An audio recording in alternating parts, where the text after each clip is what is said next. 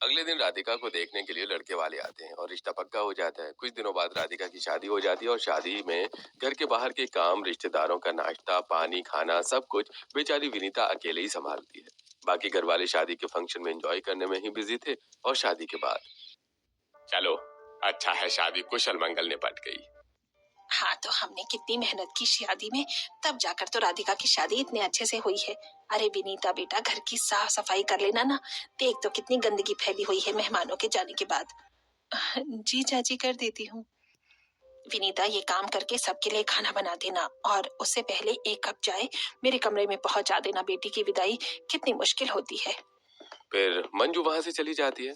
वहीं विनीता, जो अपनी सौतेली बहन की शादी में 2 दिन से ढंग से सोई नहीं थी, उसकी विदाई के बाद भी वो काम में लग जाती है। ऐसे कुछ दिन बीत जाते हैं। एक दिन जब विनीता बाजार से घर का राशन लाने के लिए गई होती है तो अरे दीदी, क्या इस विनीता को पाल कर रखी हो? अब तो शादी करके बगाओ, 24 की हो गई है। हाँ, सोच तो मैं भी रही हूँ, लेकिन कोई ढंग का रिश्ता मिले तब तो। अरे ढंग का रिश्ता ढूंढोगी तो दहेज भी ढंग का लगेगा। हम तो कहते हैं कि कोई अपने जैसा गरीब घर देखकर शादी कर दो। न दहेज लगेगा, न लड़के वाले हमसे ऊपर होने की कोशिश करेंगे। लेकिन विनीता चाहती है कि उसे राधिका जैसा घर मिले। अरे राधिका मेरी सगी है, विनीता को मैंने उसकी माँ की तरह पाला, ये काफी नहीं है क्या? और अगर शादी में 19-20 हो भी जाती है तो क्या हुआ? इस तरह सभी बात कर रहे होते हैं कि तब तक विनीता बाजार से आ चुकी होती है।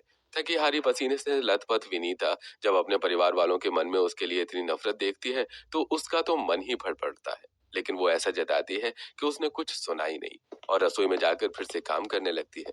ऐसे ही दिन बीत रहे थे वहीं शहर में भावेश जी के परिवार में। माँ, आप हमेशा कहती थी ना 25 का हो गया हूँ, 26 का हो गया हूँ, शादी कर ले। मैं ना कुछ दिन पहले अपने दोस्त की शादी में गया था। वहां मुझे दुल्हन की बहन पसंद आ गई। मुझे उससे शादी करनी है। तेरा दिमाग खराब हो गया है क्या बेटा? ऐसे कैसे मैं कहीं भी तेरी शादी करवा दूं? मैं नहीं जानती लड़की कैसी है, कौन है। हाँ माँ देखो, आज तक मुझे कोई लड़की पसंद नहीं आई और अब जो पसंद आई है आप ऐसा कह रही हो। भाभी आप ही समझाओ अब माँ को। माँ जी, अगर देवर जी को इतने सालों बाद कोई लड़की पसंद आई है तो कुछ तो खास होगा ना उसमें। हाँ, बहू, बड़ी बहू सही कह रही है। वैसे भी आज नहीं तो कल करण की शादी करनी ही है।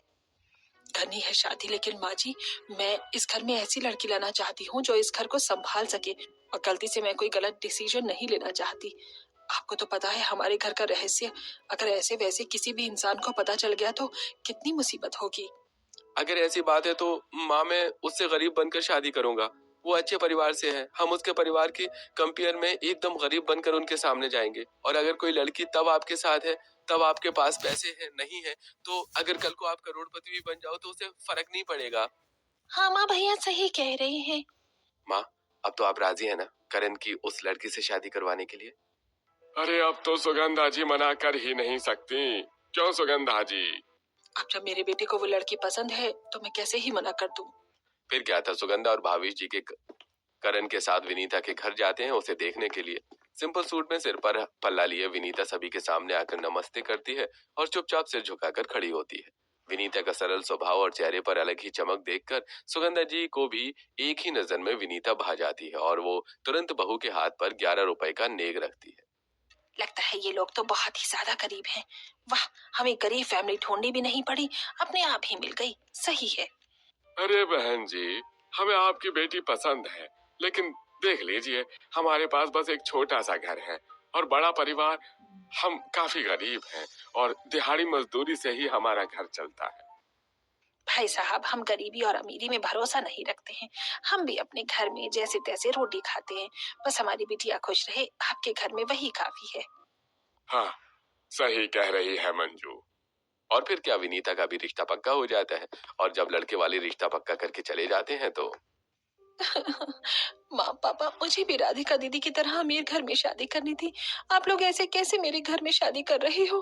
बेटा, मैं तेरी सौतेली माँ हूँ, इसका मतलब ये तो नहीं कि मैं तेरा बुरा सोचूंगी। देख तो लड़के वाले कितने अच्छे हैं, सामने से इतने सुंदर लड़के का रिश्ता आया है। पैसे कम है, लेकिन देख तो वो लोगों के मन में तेरे लिए कितना लाड प्यार है।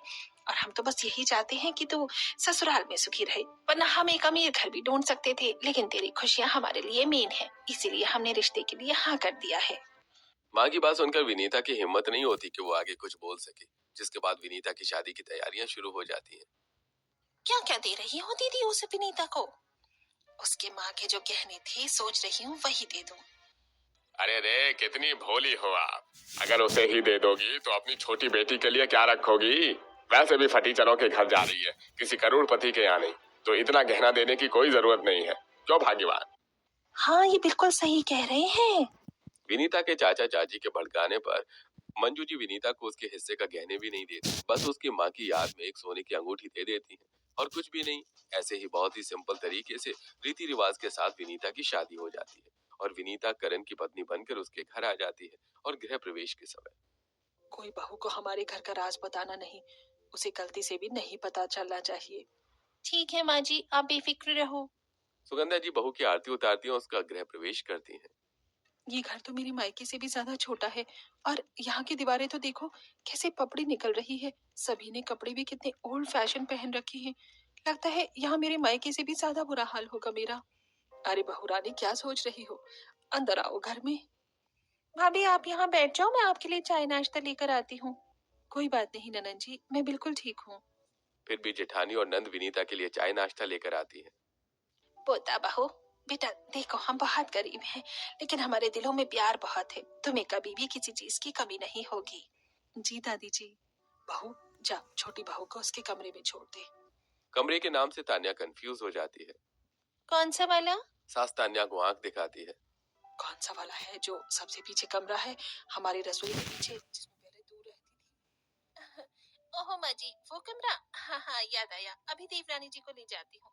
जिसके बाद तान्या विनीता को एक छोटे से कमरे में ले जाती है जो कि बहुत ही पुराना था और वहां बस एक बेड और पुराना सा लैंप रखा था। बाप रे, ये कहाँ आ गई मैं बुरी जगह। माँ पापा ने शादी करवा दी मेरी। माँ के मरने के बाद मेरा कोई रहा ही नहीं। सभी ने बस मुझसे काम करवाया और गधे की तरह लगा कर रखा। अब ससुराल में तो ऐसा लगता है कि मेरी जिंदगी बद से बदतर होने वाली है। तुम अभी तक सोई नहीं? अरे सो जाओ, माँ कह रही थी कल पहली रसोई है, सभी के लिए तुम्हें खाना बनाना है। ठीक है जी, सब हो जाएगा।